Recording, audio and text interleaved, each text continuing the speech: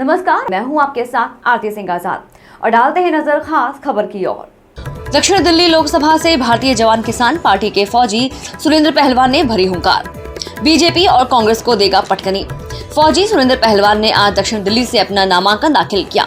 उनके साथ भारतीय जवान किसान पार्टी के पदाधिकारी और समर्थकों की भारी भीड़ थी। सुरेंद्र पहलवान ने सबसे पहले मंदिर में भगवान का आशीर्वाद लिया।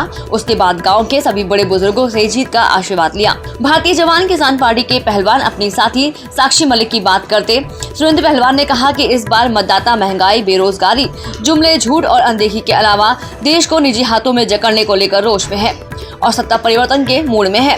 फौजी सुरेंद्र ने कहा कि लोकतंत्र बचाना है और जन जन को खुशहाल संपन्न बनाना है।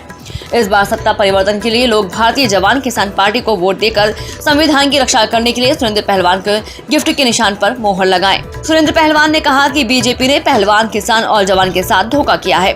उन्होंने कहा कि सरकार ने अग्निवीर से सैनिकों के मोरल को तोड़ने का काम किया है। उन्होंने कहा कि युवा बेरोजगार है, राम के नाम पर बीजेपी वोट मांग रही है, अपराधियों और बलात्कारियों को टिकट दे रही है। उन्होंने कहा कि अब समय आ गया है कि जनता बीजेपी को वोट की चोट देगी। उनको क्या कहना चाहेंगे कि क्यों आपको वोट दें? देखिए, उन्होंने जितने भी दक्षिण दिल्ली में युवा हैं, महिला है, उन्होंने खुद सोचना चाहिए। जो बड़ी पार्टियां हैं वो सिर्फ अपनी पार्टी के लिए चुनाव लड़ रहे हैं, अपनी कुर्सी के लिए चुनाव लड़ रहे हैं। हम जो हैं सैनिक, फौजी जो हैं, वो देश हित के लिए, राष्ट्रवाद के लिए, वो समाज सेवा के लिए चुनाव मैदान में होते हैं। अब ये जनता ने सोचना है, उन्होंने अपनी समाज की और जनता की सेवा करानी है या उनको कुर्सी में बैठाना। धन्यवाद सर। ठीक सर, हमने सुना है कि बीजेपी पार्टी ने कोरोना काल में भी नहीं छोड़ा। कई ऐसी दवा कंपनी है, इंजेक्शन के नाम के ऊपर भी बॉन्ड लिया। क्या कहना चाहेंगे आप? ये अभी कोविशील्ड में कलकत्ता हाई कोर्ट में स्टेटमेंट दी गई है, उसमें हार्ट अटैक का ज़्यादा खतरा है। इस कोविशील्ड कंपनी से 200-250 करोड़ रुपए बीजेपी को चंदा गया है।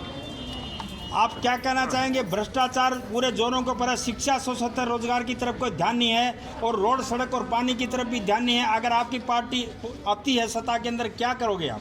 देखिए, शिक्षा के अंदर जो सरकारी स्कूल थे, 10 साल के अंदर 52,000 सरकारी स्कूल बंद हुए हैं और जो प्राइवेट स्कूल हैं वे इंक्रीज हुए हैं। शिक्षा और स्वास्थ्य में कोई ध्यान नहीं है।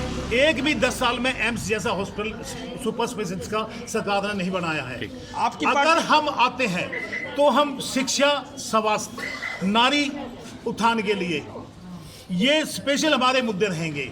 एक जो 2004 में ओल्ड पेंशन बंद की गई थी, वो पेंशन हम दोबारा से लागू करेंगे।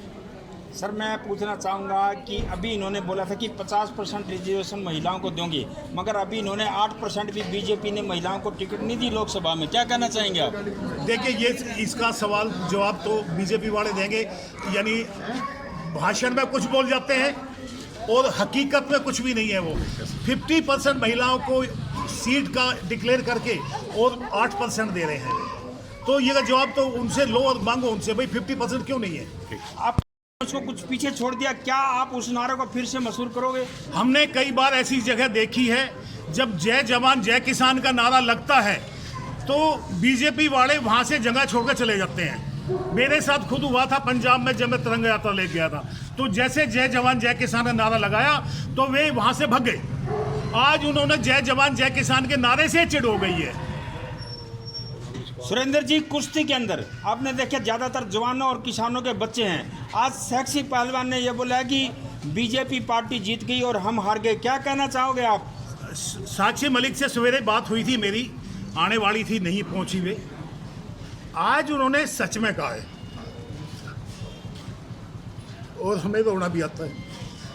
आज वो सच में हार गई है और ये बीजेपी के नेता जीत गए हैं। वो नेता का लड़के को टिकट दे दी गई है जो बिल्कुल कसूरवार था।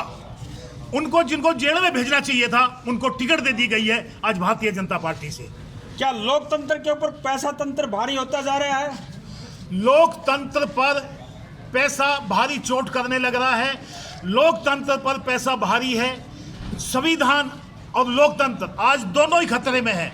आज तानाशाही इतना बढ़ गया है देश के अंदर, सब कुछ खतरे में आ चुका है। युवा बेरोजगार हो गए हैं, तानाशाही इतनी बढ़ गई है, किसी भी चीज का कोई भी हल होता नजर नहीं आ रहा है हिंदुस्तान के अंदर। फिलहाल इतना ही। खबरों का सिलसिला लगातार जारी है। नमस्कार।